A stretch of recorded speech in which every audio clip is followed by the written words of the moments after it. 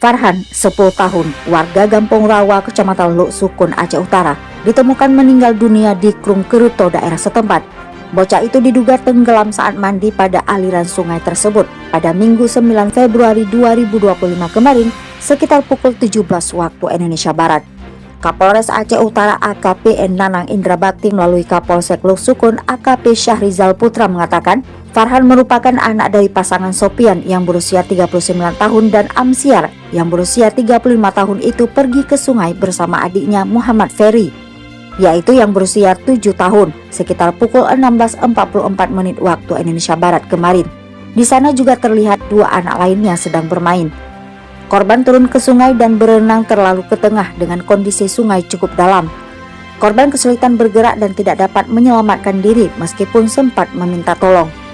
Dikatakan Kapolsek saat melihat kejadian tersebut adik korban segera berlari pulang memberitahukan kepada orang tuanya. Sekitar pukul 17.10 waktu Indonesia Barat, ayah korban bersama warga setempat langsung menuju sungai untuk melakukan pencarian. Setelah hampir 1 jam pencarian, tepat pukul 18 waktu Indonesia Barat, korban berhasil ditemukan dalam kondisi tak bernyawa. Jenazah korban kemudian dibawa pulang ke rumah duka untuk disemayamkan. Menanggapi kejadian ini, pihak kepolisian mengimbau kepada seluruh orang tua agar lebih meningkatkan pengawasan terhadap anak-anaknya, terutama saat bermain di sekitar sungai atau perairan yang beresiko.